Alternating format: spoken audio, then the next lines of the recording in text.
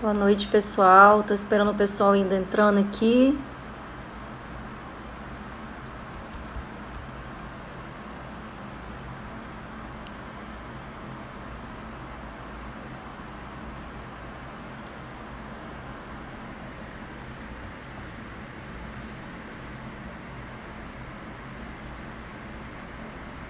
Boa noite.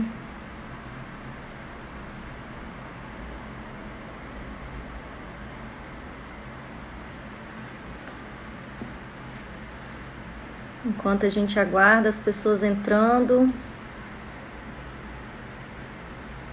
a gente ainda... São 18h30 agora. Boa noite.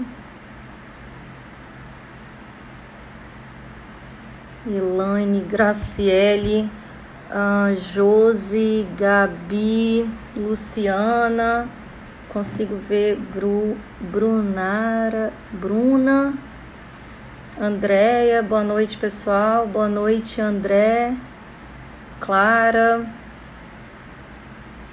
Josi, também tô ansiosa, Josi, por essa live.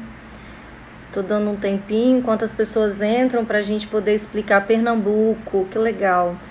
E aí a gente... Shane, Claudinha, boa noite. Andréia, boa noite. Ana Carla, Tamires. Muita gente conhecida, muita gente que eu não conheço. Isso é sempre muito bacana, que a gente passa a conhecer gente do Brasil inteiro. Já vi gente de fora do país entrando também. E aí estou combinando com a Raquel aqui, assim que ela entrar, a gente vai... Jaqueline, Jaque! Quanto tempo, bom te ver aqui, Jaque! Que legal!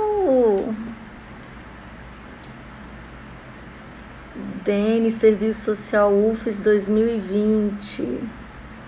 Rio do IPUB, que legal, Ana Carla. Maria Martins, eu posso errar alguns nomes. Claudilene, que legal. Serviço Social da UFRJ, vai estar em peso, né? Raquel, muito querida. Que bom, Jaque, te ver. Bom saber que você continua na luta, né? A gente nunca abandona. Ana Lu, ei Cíntia, ei Andressa. Bom ver você por aqui, na luta sempre. Jadna, UFRB. Também tô feliz de saber que você tá aqui, Jaque. Emily, Aline. Isso aí, vamos aquecendo pra gente poder conversar, né? Por uma luta que nos é tão cara. Nanda, Ale, muita gente. Jaiane, tem uns nomes que eu não consigo ler. Aline, Raquel. Aline, você fez um Instagram para assistir as lives? Ariane. Tu mesmo, Ale Cardoso. Ei, Ana Paula. Tá. Ei, Carla, querida. Renata, vambora, gente, vamos entrando e temos 3 minutinhos aqui e já a gente começa, vamos aquecendo. Craque, Felipe, Rayane Terra.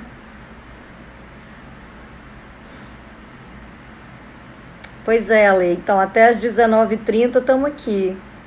Tá acontecendo muita live ao mesmo tempo, né? A gente fica, além de cansado de ser muita coisa boa acontecendo, porque tem hora que cansa, a gente não quer ver nada e cada um tem os seus compromissos, né? Isso aí. Ei, Ana Paula, Ana Carolina, Paty Garcia, Karen Marquese, Bia, Soleane, minha amiga. Isso aí, estamos na luta. Muita gente da saúde, muita gente da luta. Luísa, enfim, muita gente. Mário,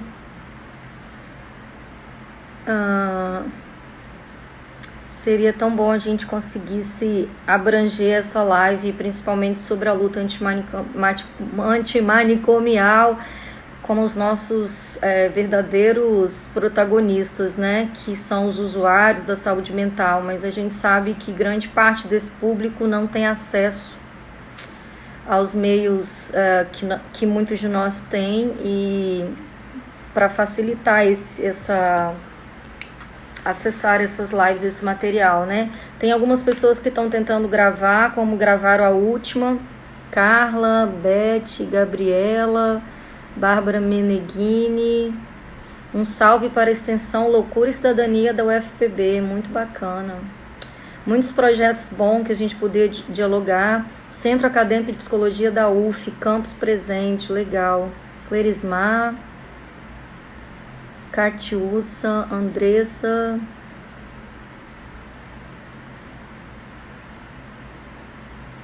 Loucide.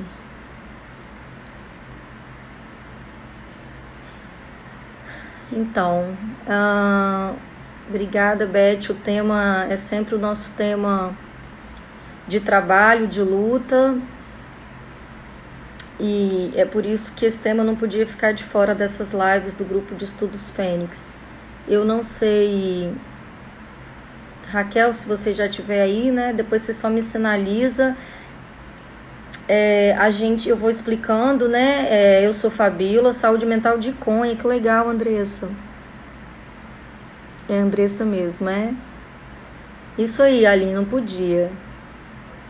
Residente em saúde mental do UFPB. O UFPB tá em peso. Então, gente, eu sou Fabíola, sou assistente social de formação, professora do curso de serviço social da UFES, da Federal do Espírito Santo, e eu coordeno um núcleo de pesquisa chamado Grupo de Estudos Fênix. Esse grupo de estudos existe há mais de 10 anos. Tô te vendo, Raquel, já te chamo. Obrigada por você estar aí já apostos pra gente começar a conversar. E esse grupo de pesquisas, a gente não tem um site, a gente tem uma página muito simples no Facebook, Fênix UFES, e a gente também não tem uma rede social aqui no Instagram, por isso eu estou fazendo no meu perfil pessoal, que era privado e deixou de ser, para que a gente pudesse dialogar alguns temas importantes, considerando que as universidades estão em distanciamento social, né, e a universidade aqui já há mais de um mês a gente está trabalhando remotamente, então tem usado parte do meu tempo para me dedicar a trazer a um público mais amplo alguns debates que para a gente são pautas e temas de estudo. A gente estuda saúde mental e política de drogas. O nosso grupo se dedica a isso e, portanto, essa acho que é a 5ª live que a gente está fazendo.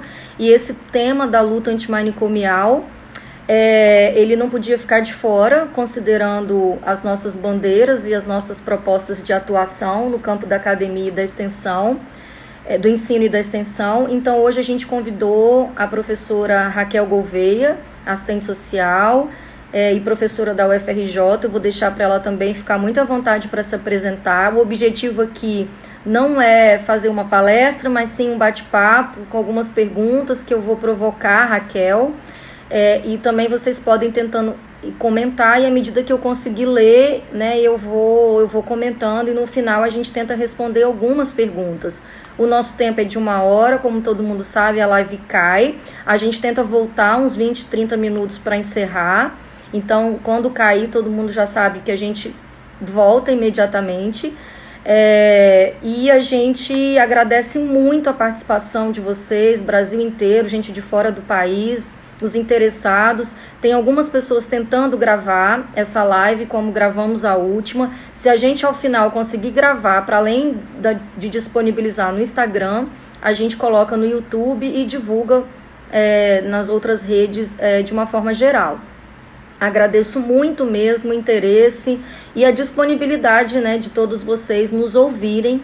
E o tema da luta é um tema que está na ordem do dia, né? E aí acho que a Raquel tem melhores condições de falar, também tem escrito e estudado sobre isso, e a gente vai poder fazer um bate-papo muito bacana aqui. Vamos então? Raquel, deixa eu te localizar aqui para te chamar, que aí chega de contar a história.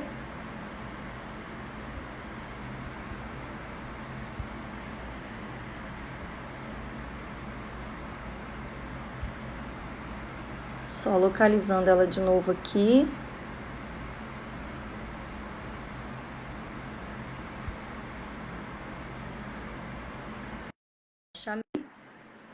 E é isso. Pedagoga do CAPES Barra Mansa, Rio de Janeiro. Ei, Raquel! Estamos aqui, sobrevivendo, vivendo. Não é isso? Recriando. Recriando, se reinventando, porque mais do que nunca o que esse momento histórico está nos fazendo é nos reinventar.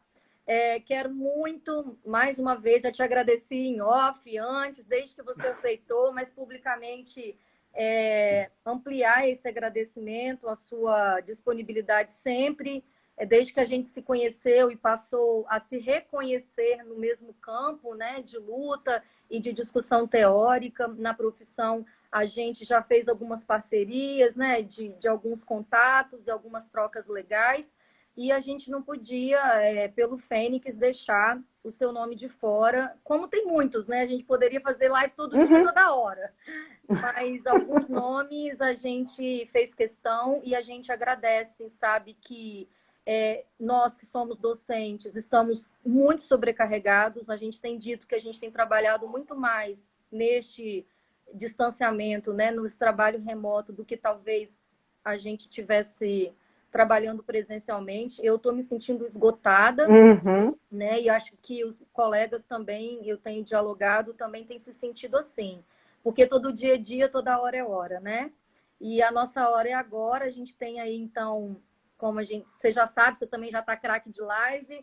A gente tem uma hora, um torno de 1h20, 1h15, 1h20, para a gente também não se cansar e as pessoas ficarem com gostinho de quero mais. É melhor acabar quando tá bom do que quando tá todo mundo esgotado, né? E aí, já é isso, gente. Eu te introduzi, mas fica à vontade para você falar com a galera. Tem gente do Brasil inteiro que eu já fui vendo aqui, e à medida que eu for identificando, a gente vai falando. Se você quiser também se reapresentar, fica à vontade. Bem, primeiro eu quero te agradecer pelo convite, né, a você, ao Grupo Fênix, por estarem se disponibilizando a abrir o canal virtual para o debate. Eu acho que isso é um aquecimento que a gente vai fazer, mesmo o ministro da Educação dizendo que os docentes fazem balbúrdia, né? Estamos aí trabalhando, produzindo, dialogando. Mesmo que a gente não atenda diretamente a população, estamos produzindo formação, debates, enfim, na medida do que é possível para nós, né? Quero agradecer aos profissionais que atuam diretamente no Sistema Único de Saúde, na RAPS, que estão online ouvindo a gente, né? Trocando, os residentes. Quero mandar bastante, né? Uma galera. Mandar um beijo para a Ana Paula do IPUB, né? A equipe do IPUB de Serviço Social tem me acolhido, né? A gente faz supervisão junto com a equipe, temos executado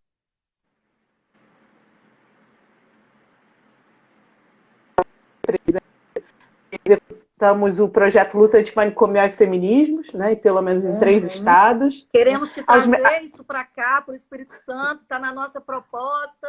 Tem tanta cobrança, Raquel, para você vir aqui fazer esse curso para nós, você não tem noção. Nossa, não, vamos fazer. Vamos fazer. Vamos esperar o Covid passar. E aí a gente faz, vamos levar para o Espírito Santo. Isso aí. Na verdade, a gente quer propagar essa formação, né? A gente vai repassando essa formação para dar continuidade. É só o pontapé. Até porque, Fabiola, nós somos uma geração que vai ficar na universidade até... a perder de vista. Não vamos nem entrar nesse assunto. Isso é uma outra live. Outra live. Então, vamos fazer muitas coisas juntas, né? Como também já estamos no final de abril, o próximo mês é o mês da luta antimanicomial, acho que estamos abrindo os trabalhos para incentivar o debate da luta antimanicomial em tempos de Covid-19, né? E aí não só para pensar os usuários com sofrimento psíquico grave ou crônico, mas pensar aí o sofrimento a partir da pandemia, né? O que pode vir por aí e qual vai ser o papel estratégico dos profissionais e nós, professores que estão pensando a formação e a intervenção direta no campo da saúde mental. Eu acho que vai ser um bom debate para a gente refletir, deixar aí algumas inquietações e Sim. provocar outros debates, né? Acho que é bem isso mesmo, né? A ideia aqui é fazer essa troca de ideias e colocar a lenha na fogueira no sentido, olha, mesmo quem não conheça o debate da saúde mental, da luta, que a gente possa aqui instigar essas pessoas a buscarem e a se unir, né, nessa luta, que ela é cara, ela é longa, é uma luta histórica, é uma luta que não vai acabar enquanto existir capitalismo, sobretudo. Então, né, a gente sabe que a revolução não vai se dar amanhã, então essa luta ela está mantida, ela é necessária, e cada vez mais a gente tiver uma diversidade de pessoas, de diversas áreas, de sujeitos diferentes, né? Não só quem está no campo acadêmico ou no campo profissional da área dita da saúde mental, mas se a gente puder aqui, né, repassar algum conhecimento mínimo para que as pessoas possam, no mínimo, se inquietar, e acho que é esse o objetivo. E acredito que você vai fazer isso muito bem conosco aqui. Então, eu acho que você lembrou bem, e eu havia esquecido de comentar, dia 18 de maio, né, é o Dia Nacional da Luta Antimanicomial. A gente aqui no estado tem um grupo forte, né, do Núcleo Estadual da Luta Antimanicomial, do qual sempre que eu consigo, a gente tem participado junto, e a gente está, inclusive, Raquel, talvez se no final você conseguir até sugerir, se você sabe o que os grupos pelo Brasil estão pensando, porque a gente imagina que dia 18 de maio ainda estaremos em distanciamento, né? Ainda estaremos dentro das nossas residências, com algumas atividades impossíveis de serem realizadas presencialmente. Então, é um desafio para nós, assim, manter a luta, manter a visibilidade que a gente quer dar para o tema e como, né? Então, acho que é uma tarefa que está dada para todo mundo. Então, depois também, se você já tiver alguma ideia, se você já estiver vendo alguns grupos, joga para a gente essas ideias que a galera do Espírito Santo, tem muita gente da luta aqui online, vai gostar de ouvir. E para a gente começar, eu queria que você, como a gente está começando todas as lives, conversasse um pouquinho sobre a conjuntura, né, a sua, de forma, no tempo que a gente tem, sempre muito breve, porque a conjuntura é muito complexa, daria realmente para a gente fazer uma tese, mas que elementos dessa conjuntura você gostaria de destacar para a gente, de fato, entrar no tema da luta? Bem, eu pensei em pontos, né? Como temos muito pouco tempo, é uma conversa, eu não quero revisar análises já feitas, mas eu queria destacar pelo menos 3 pontos, partindo da intensificação do sofrimento e do processo de adoecimento psíquico em tempos de pandemia, né? Partir da saúde mental numa perspectiva de ampliar o debate do sofrimento dentro de uma conjuntura, né? E dentro do modo de produção capitalista. Tá? Um beijo aí para o pessoal da UF Campus, que também sempre me acolhe, que estão aqui nessa live. Mês que vem a gente também vai estar na live do CA de Psicologia, né? Fazendo um debate também em prol, não só da luta, mas debate decolonial. Um primeiro ponto, dentro dessa pergunta, eu quero destacar a questão do isolamento social como estratégia, né? E o sofrimento que vem sendo produzido, né, pelo afastamento social. É um desafio para nós, né, e aí é para todo mundo hoje, que pode estar em isolamento social, né, poder se recriar, se reorganizar, rever sua rotina, se readequar às condições que estão sendo postas nesse momento, né? É um isolamento quase que compulsório, vou botar quase que compulsório, porque nem todos podem usufruir desse isolamento social. E claro, né, quem é que pode usufruir? Mas isso é um outro ponto. E aí pensarmos como é que está dentro do lar produzindo, porque a maioria de nós que está em isolamento não deixou de produzir, mas não necessariamente está inserido naquela esfera de trabalho, mas agora relocando essa esfera de trabalho. Como é que é numa família em que você sai às 8 e volta às 6 da tarde, né? Localizar esse outro que por muito tempo você só conhecia por poucas horas, e a maioria do tempo a gente dormia. Uhum. Né? Como é que é também se reencontrar nesse isolamento social? Esses pontos que eu estou trazendo são questões que eu acho que a gente tem que problematizar dentro do campo da saúde mental, porque a lógica capitalista nos direcionou a ocuparmos, e aí nós mulheres, né, essa saída para a esfera do trabalho, principalmente no cenário contemporâneo, nos fez nos realocarmos da esfera doméstica. E o quanto que a pandemia está trazendo dilemas que por muito tempo a gente deixou de conversar. Uhum. Né? O encontro com o outro, o encontro consigo, que o próprio capitalismo de escola, né, é um desafio para a gente poder problematizar. Né? Uhum. Como é que eu me vejo agora no cenário em que eu posso escolher determinado momento para não fazer nada? Isso é um desafio para a gente. Uhum. Para mim e para você, pelo menos, é. Sem dúvida. Quando é que eu não estou produzindo? Uhum. Porque tem uma exigência da lógica, né, da produção. A gente está sempre pensando. Uhum. Isso antes com uma rotina pensando o trabalho. E fora, né, o docente tem uma elasticidade com a sua dinâmica em que nós temos um espaço organizado, eu tenho livros, eu tenho uma mesa, eu tenho um computador, em que eu penso no trabalho dentro dessa esfera. Né? Então, a gente tem uma organização de trabalho aqui. Entretanto, isso pode acentuar um processo de adoecimento, né? Vinculado ao próprio trabalho, que a gente pouco problematiza. E agora a gente está entrando em choque diretamente. Né? Quantos casamentos nesse momento também estão entrando em crise porque você tem que lidar com o outro que é diferente, que você se casou em algum momento. Uhum. E esse outro e você, né, se modificaram. Como é que a gente lida com relacionamentos que em algum momento já haviam acabado, mas essa dinâmica, né, não nos autoriza a nos separarmos, né, porque tem uma necessidade econômica e outras, né, em que agora, dentro do isolamento social, a gente precisa problematizar. Né? Então, a gente está problematizando a família, a gente está problematizando a nossa existência, a forma como nós nos colocamos para a produção e para a não produção. Né?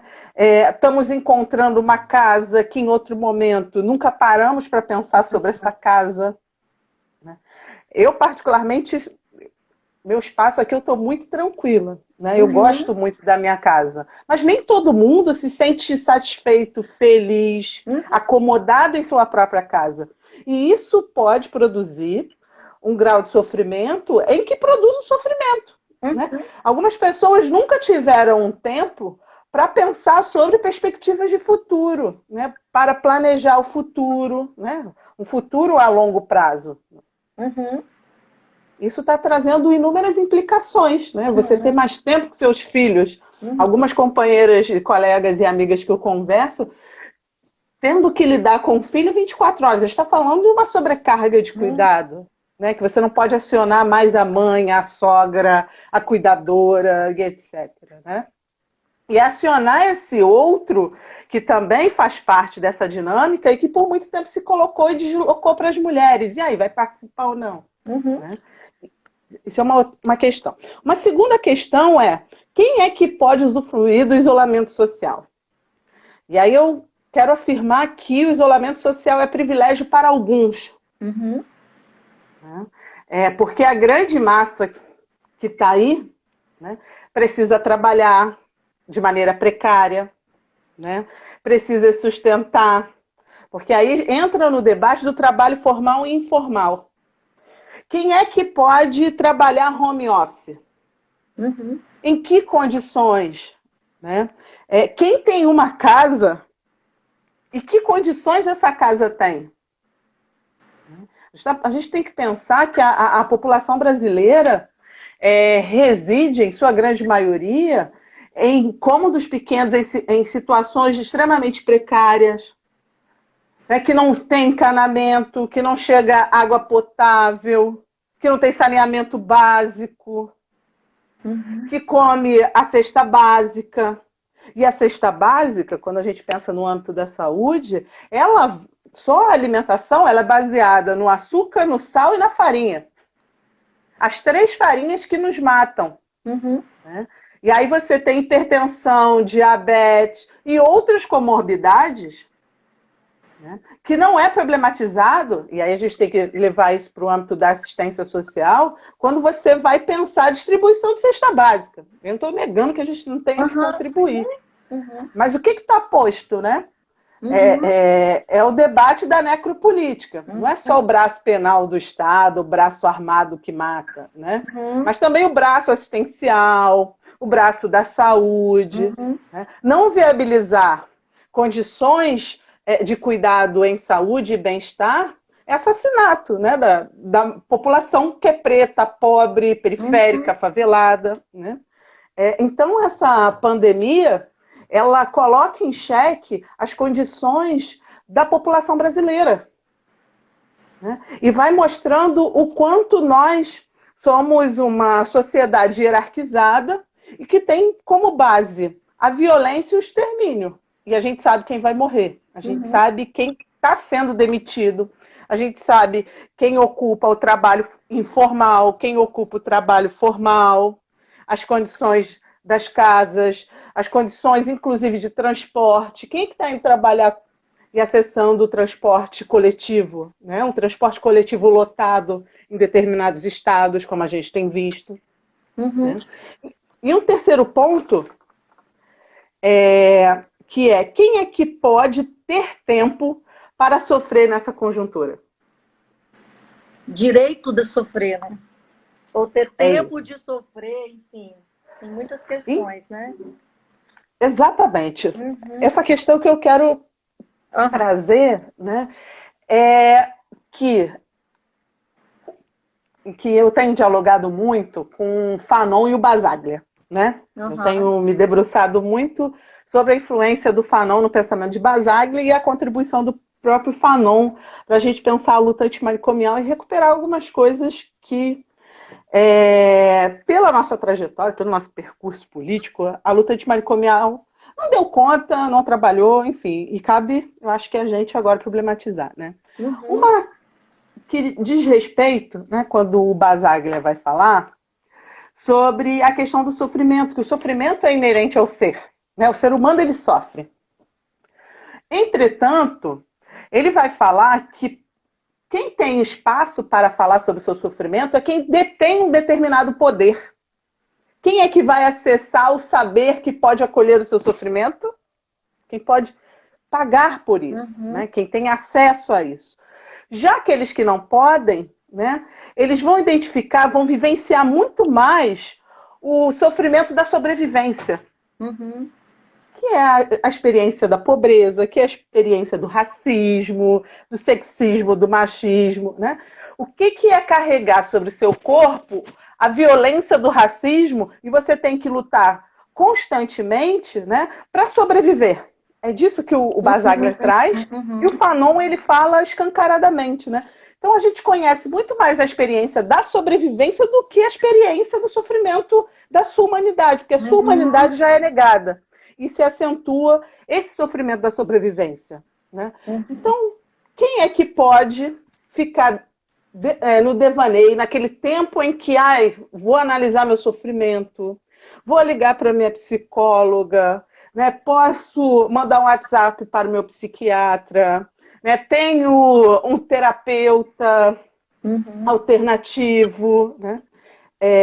Isso não diz respeito aos mais pobres. Né? Não é à toa que, por mais que a gente tente democratizar o acesso, aqui a gente está falando para determinadas pessoas, pessoas que têm acesso à educação, pessoas que têm acesso às redes sociais, à internet, nem necessariamente de banda larga.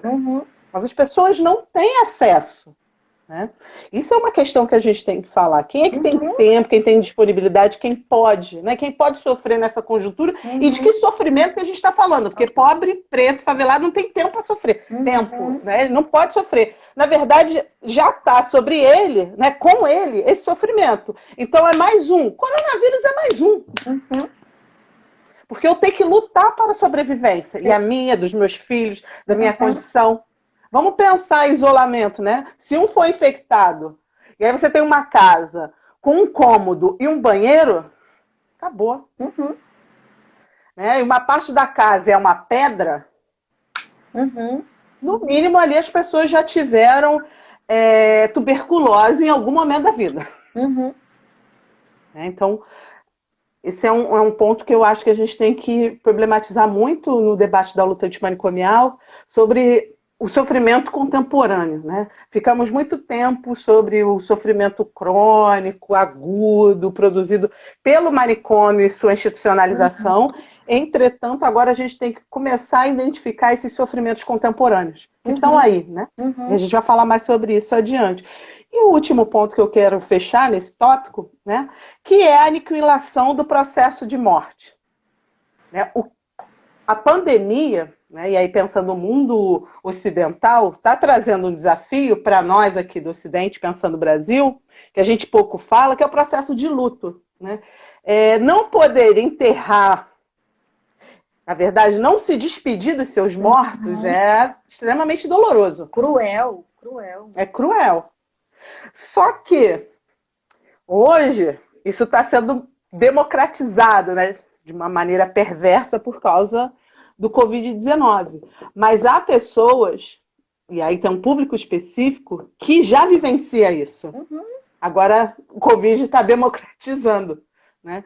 Quem é que não pode enterrar os seus mortos? E a gente sabe quem não enterra seus mortos. Que tem seus uhum, filhos carbonizados, uhum, corpos desaparecidos, né?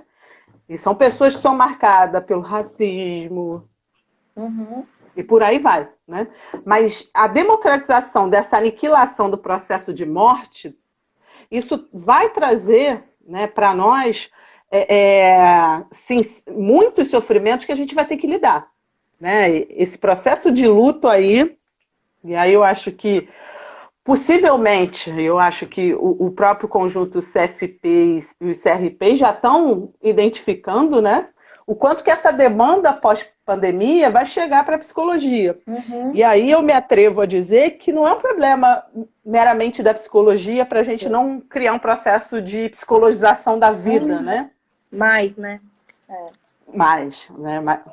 Ou da da psiquiatrização da vida. vida. Exatamente. Mas isso é muito mais amplo, isso é um problema muito mais amplo.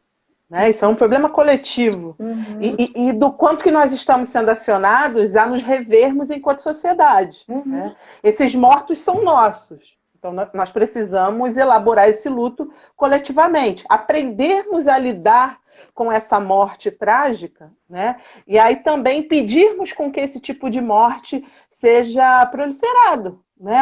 Por exemplo, banalizar os assassinatos que acontecem nas favelas. No Rio de Janeiro isso é muito comum, a banalização da morte está posta. É mais um, é mais um. Né? E a gente está vendo que não é assim. E o Covid-19 está mostrando. Né? Então há uma necessidade também da gente humanizar esses processos que foram desumanizados e que faz parte da lógica do capital. Nossa, Raquel, assim, é isso, né? E a gente tem muito no serviço social, a gente não consegue debater nenhum tema se não fizer uma breve análise de conjuntura, né? Alguns pontos importantes que são estruturais para a gente desenvolver qualquer debate. Acho que essa é uma tarefa que é cara para o serviço social e é presente em qualquer situação. E quando você dá uma mínima ideia de algumas questões que estão postas, e era um pouco isso que a gente queria mesmo, né? Que questões que você traria para o debate e que a gente ainda nem trouxe nas outras lives, eu acho que é isso que está dando um plus aqui, né, de que se acirram nesse contexto de pandemia. E você muito bem coloca das questões de raça e de classe que estão postas e que a pandemia ela agudiza, ela generaliza para outras camadas da população que antes não se davam conta e que a gente espera que de algum modo isso impacta, nem que seja pela visibilidade, mas que as pessoas possam a discutir isso, e como que isso está casado com uma discussão que é pauta e que deve ser pauta da luta antimanicomial, né? E você vai dizer, né, de que a gente tem um para trás aí, que a gente não vai nem fazer a análise aqui, de que muitas coisas se negou nessa luta, e aí por diferentes motivos, né? A gente não está aqui para falar disso agora, mas de como que é urgente pautas como a necropolítica, as diferenças de gênero e de raça, a questão desse sofrimento, do direito de sofrer ou não, e acesso não só ao direito de sofrer, mas acesso ao cuidado desse sofrimento, Uhum. né? E aí, cuidado é uma categoria, uma questão que está colocada sempre para ser repensada no âmbito da luta antimanicomial. E você traz, então, o sofrimento, esse sofrimento individual e coletivo, como um ponto de destaque nesse contexto de pandemia, e você, com isso, daria para a gente discorrer cada um desses 3 pontos, né, para a gente avançar.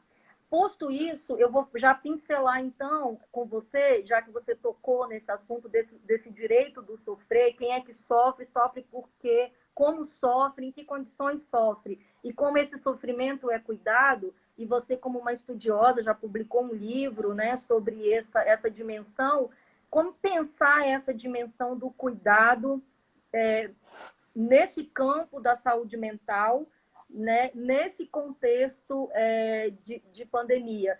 O que é pensar esse cuidado e quais ressignificações também a gente tem que fazer a partir de uma conjuntura onde os contatos são diferenciados, o acesso a essas pessoas é diferenciado. E aí, vou só fazer um parênteses aqui. Eu sou muito próxima aos grupos de alcoólicos anônimos aqui no estado, estudei muito sobre isso e tenho um carinho muito grande. E hoje eles entraram em contato comigo e me pediram para fazer uma gravação para eles, para falar algumas coisas. E aí me adicionaram no grupo de WhatsApp deles, que eles estão, cada grupo está fazendo um grupo de WhatsApp, que é a única coisa que eles conseguiram garantir para aquelas pessoas que estão em vias de beber, estão, né, passando por alguns processos inseridas no grupo de alcoólicos anônimos. E a grande questão que eles colocam é isso: a gente não tem um encontro mais, né, do grupo presencial. Nem a grande maioria dessas pessoas não tem acesso ao WhatsApp, à internet, ou nem um aparelho que consiga instalar e sabe como lidar com o aplicativo. E quanta gente que voltou a beber e que está pedindo socorro, né, de alguma forma nesse grupo, dizendo da dificuldade que é acessar um cuidado, ainda que seja pela via do Alcoólicos Anônimos, mas eu estou exemplificando como que isso está posto nos diferentes grupos de cuidados no campo da saúde e da saúde mental. Então, que você falasse um pouquinho disso para nós. Então, para mim, pensar o cuidado é algo muito complexo, né? Porque eu tenho recorrido a uma base filosófica para poder falar sobre o cuidado e aí discorrer muito sobre o cuidado, né? Porque no campo, principalmente no serviço social, trazendo para a nossa profissão, isso meio que foi naturalizado porque faz parte do interior da saúde, né? Tem aí uma naturalização do cuidado em saúde, né? A partir da mudança do sistema, a partir da instituição do SUS. Mas o cuidado também está sendo incorporado pela política de assistência e traz muitos desafios, principalmente para a assistência social. Mas pensando o cuidado no âmbito da saúde, né, e na saúde mental, um primeiro ponto que eu quero chamar a atenção são características que diz respeito ao cuidado em saúde mental, né? Porque se a gente está falando de luta antimanicomial, a gente está falando de mudança não só do modelo assistencial, mas também de uma perspectiva filosófica, política, social, de compreender o suporte às pessoas que têm um sofrimento psíquico mais grave, crônico, e, claro, também para as pessoas que têm um sofrimento psíquico considerado transtornos mentais leves, né?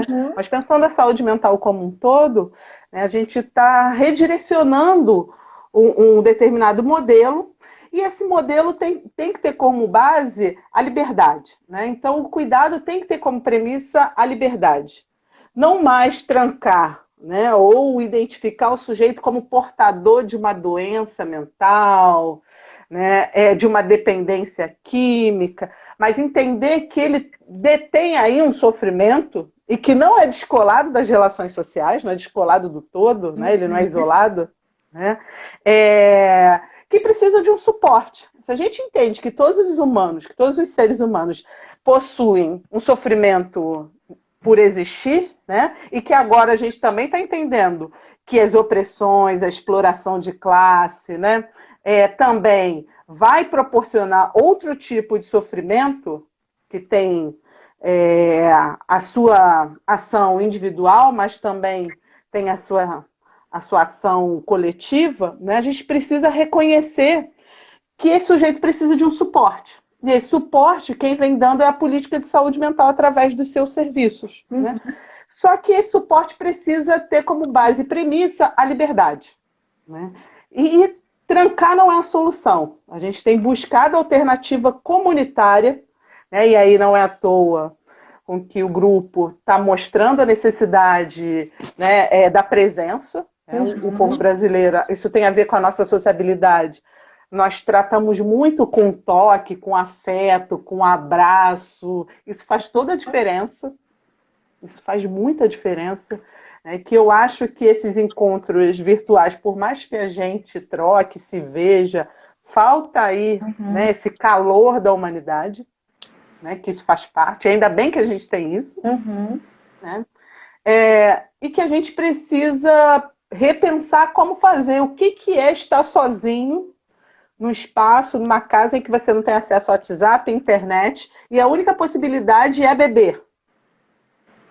Como é que ele vai lidar com isso? Como é que ele vai criar alternativas? Né? É disso que a gente está falando.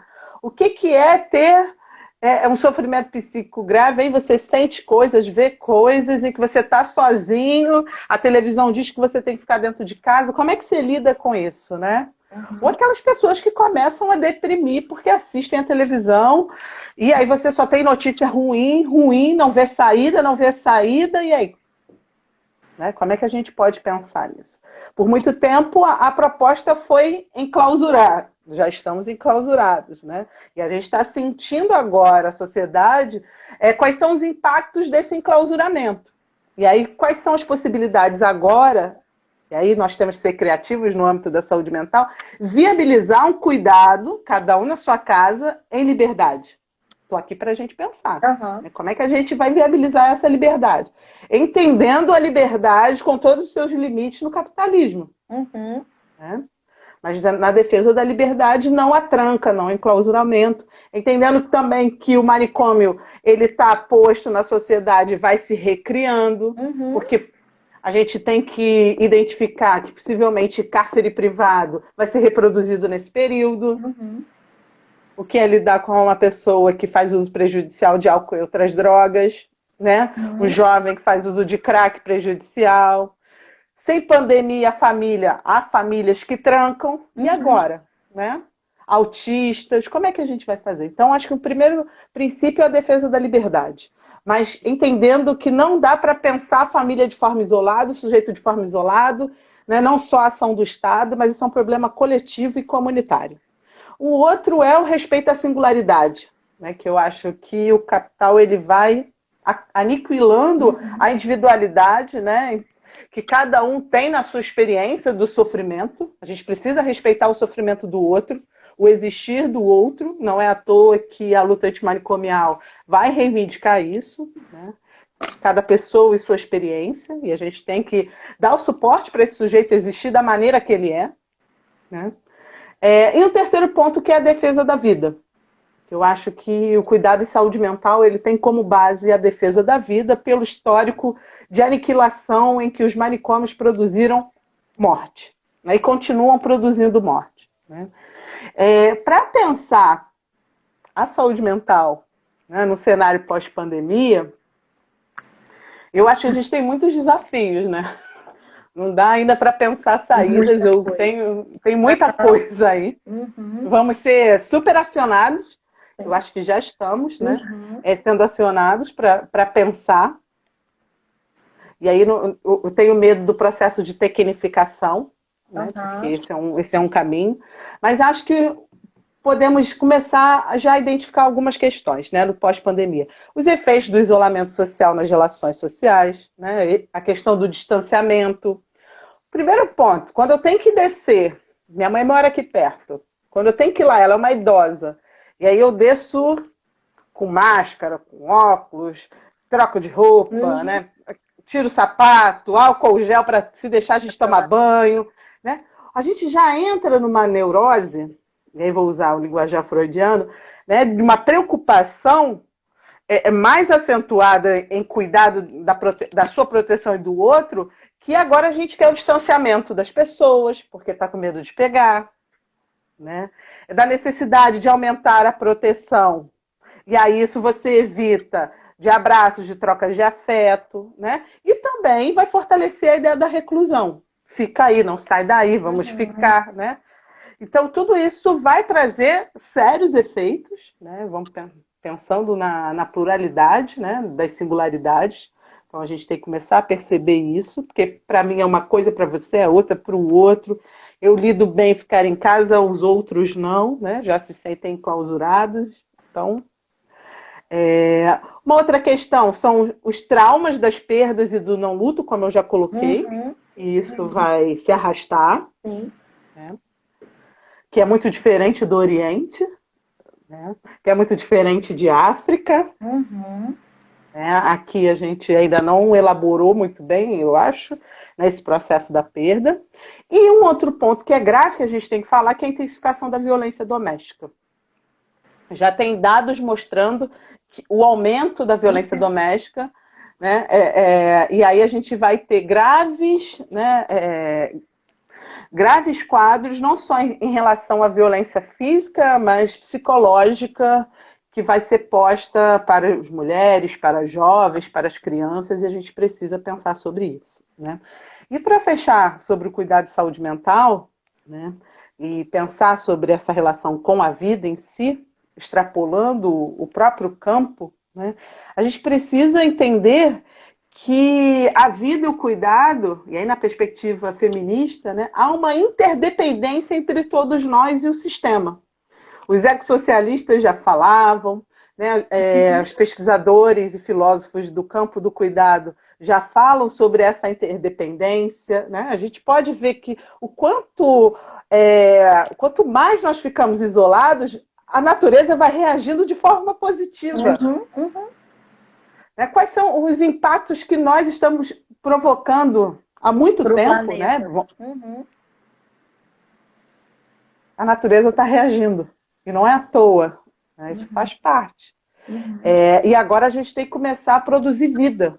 Né? O capital vem produzindo morte, violência. Né? Não só sobre os seres humanos, mas sobre a natureza, né? Sobre o ecossistema. E aí entendermos de vez, e aí tem sido um desafio, né, a questão da interdependência, que isso leva ao debate filosófico do cuidado. Né?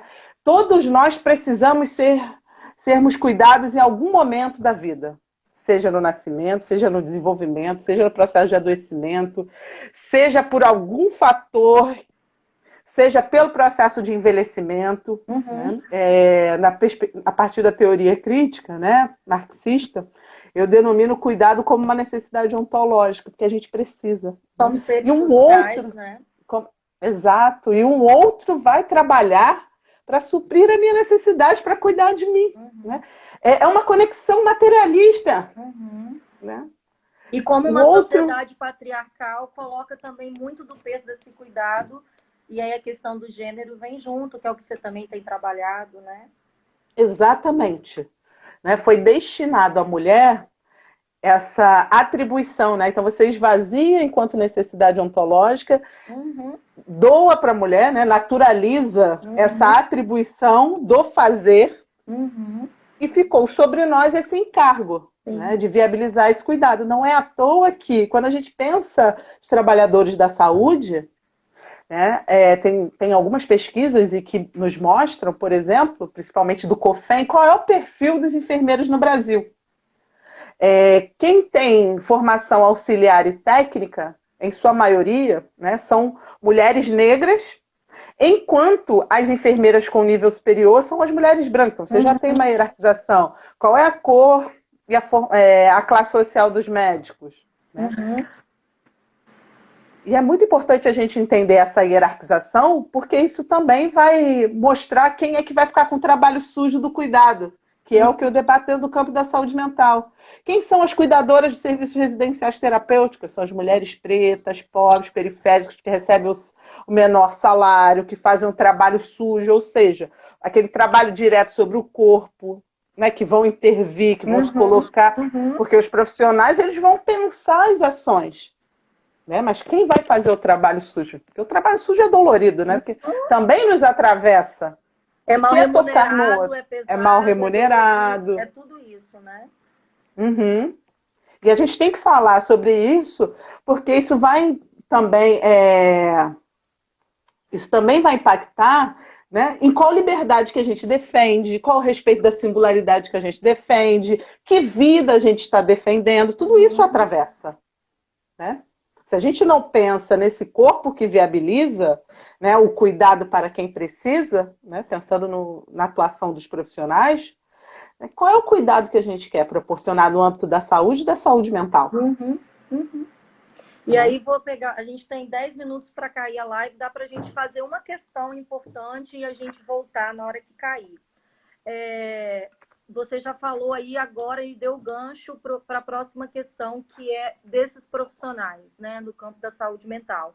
E aí são dois elementos que eu queria a gente tentar abordar. Um é o adoecimento dessas pessoas, e você já citou, né? Se já havia uma precarização das relações, das condições de trabalho, dos vínculos e de várias questões objetivas e subjetivas desses trabalhadores e trabalhadoras da saúde mental, e agora essas pessoas estão, de fato, trabalhando em loco, né? Elas não estão num trabalho remoto, na maioria dos serviços da saúde mental, a gente pensar não só o adoecimento dessas pessoas e como que a gente vai lidar com isso, que estratégia, que essa tem que ser uma pauta também dessa luta, não só os usuários que são fundamentais, mas como que a gente cuida de quem cuida, é o que a gente tem dito sempre. E a outra questão é no campo da luta antimanicomial, que a gente pode esperar desses profissionais? Assim, qual é a nossa tarefa que está dada?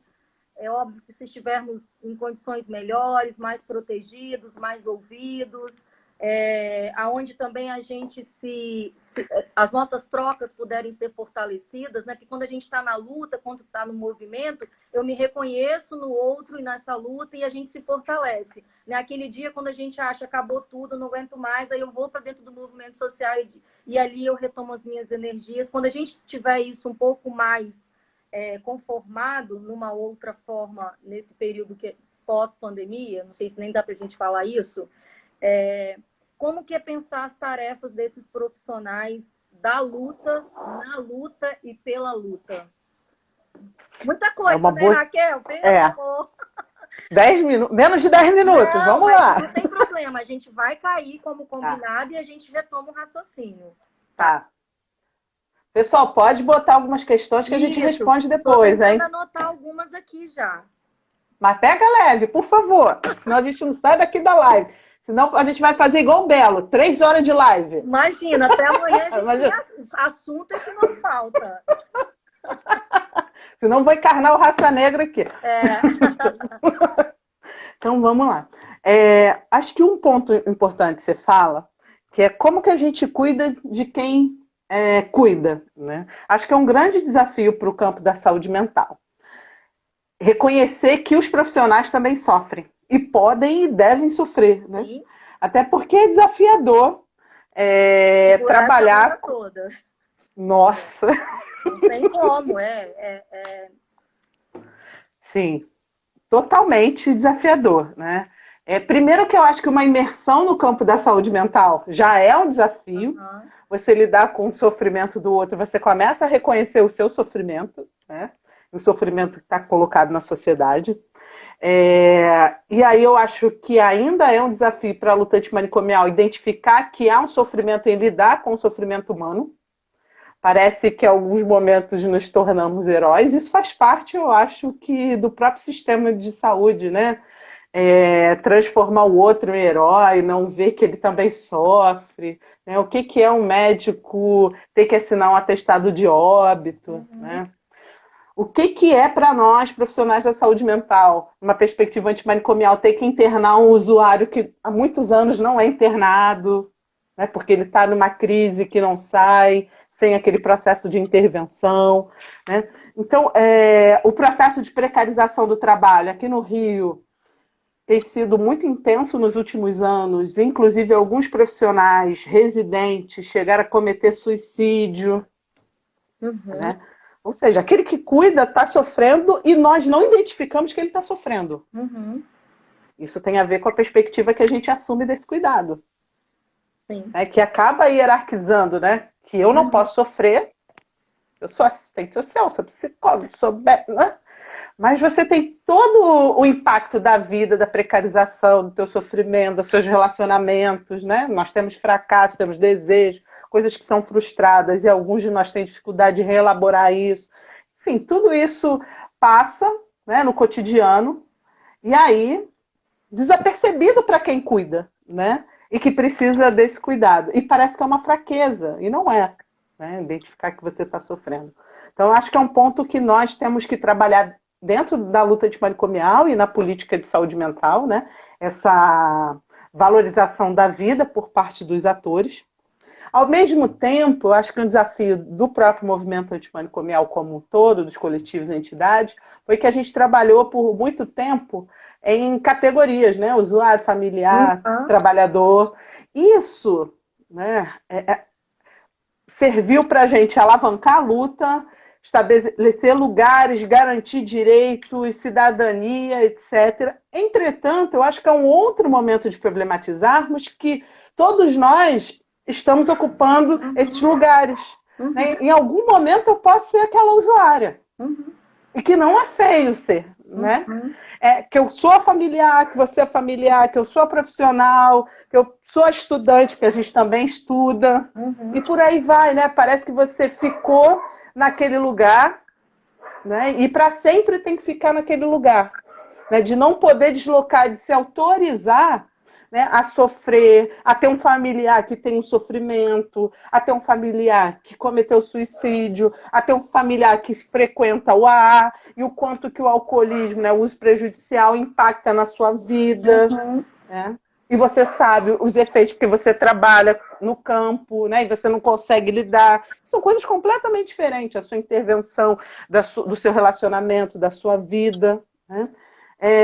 Então, eu particularmente, e algumas pessoas dentro do próprio movimento antimanicomial, consideram que é necessário a gente avançar e entender que nós ocupamos todos esses lugares.